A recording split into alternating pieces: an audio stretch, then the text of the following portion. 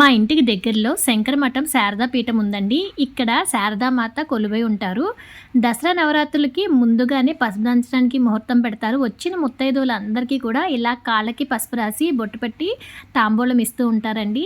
ఈ సంవత్సరం అయితే 1,00,000 పసుపు కొమ్ములు నోము నోచుకుంటున్నారట ఒకళ్ళు. వాళ్ళందరూ తాంబూలం ఇస్తున్నారని చెప్పి మహిళలైతే చాలా పెద్ద సంఖ్యలో వచ్చారు.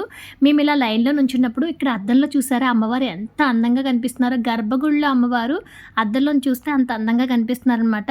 నేను చెప్పాను కదండీ పసుపు కొమ్ములు నోము నోస్తున్నారని చెప్పి. ఇవాళైతే ఇలా పసుపు కొమ్ములు అన్నిటితో పాటు జాకెట్టు, గాజులు, తాంబూలం మొత్తం అంతా కూడా ఇలా ప్లేట్‌లోకి పెట్టి పైడి చెంగులో అయితే వేస్తున్నారు.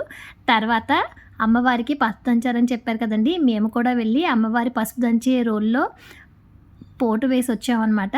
శారదామాతని మీరు కూడా దర్శనం చేసుకోండి. అమ్మవారు చాలా అందంగా ఉంటారు. ఇదిగోండి తాంబూలంగా నాకైతే ఇవి ఇచ్చారు. Like, share and subscribe.